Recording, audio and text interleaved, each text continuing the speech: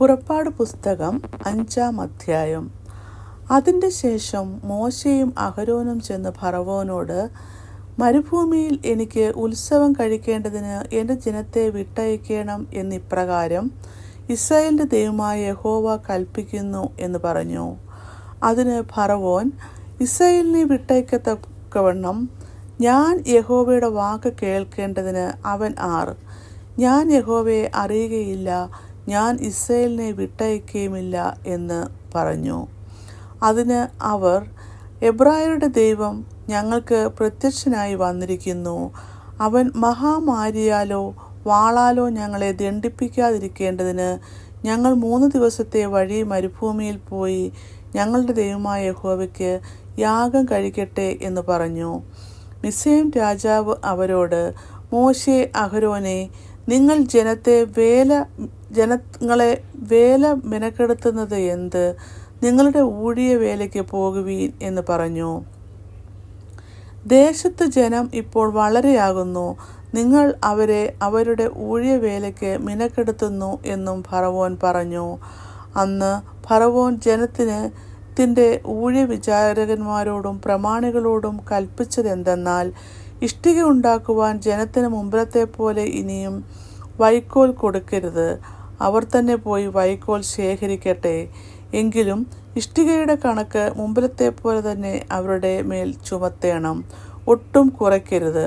അവർ മടിയന്മാർ, അതുകൊണ്ടാകുന്നു ഞങ്ങൾ പോയി ഞങ്ങളുടെ ദൈവത്തിന് യാഗം കഴിക്കട്ടെ എന്ന് നിലവിളിക്കുന്നത്. അവരുടെ വേല അതിഭാരമായിരിക്കട്ടെ, അവർ അതിൽ കഷ്ടപ്പെടട്ടെ. അവരുടെ വ്യാജവാക്കുകൾ കേൾക്കരുത്.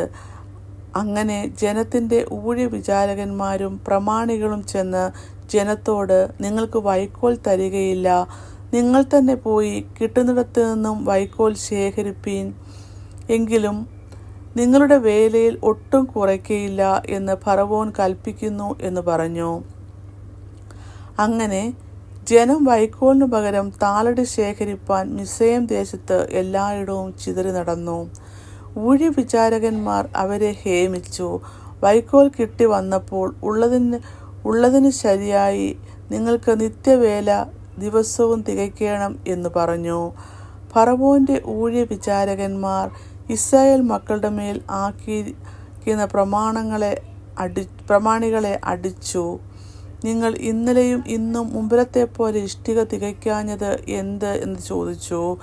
അതുകൊണ്ട് ഇസ്രായേൽ മക്കളുടെ പ്രമാണികൾ ചെന്ന് ഫറവോനോട് നിലവിളിച്ചു, അടിയങ്ങളോട് ഇങ്ങനെ ചെയ്യുന്നത് എന്ത്? അടിയങ്ങൾക്ക് വൈക്കോൽ തരാതെ ഇഷ്ടിക ഉണ്ടാക്കുവീൻ എന്ന് അവർ പറയുന്നു. അടിയങ്ങളെ തല്ലുന്നു, അത് നിന്റെ ജനത്തിന് പാപമാകുന്നു എന്ന് പറഞ്ഞു.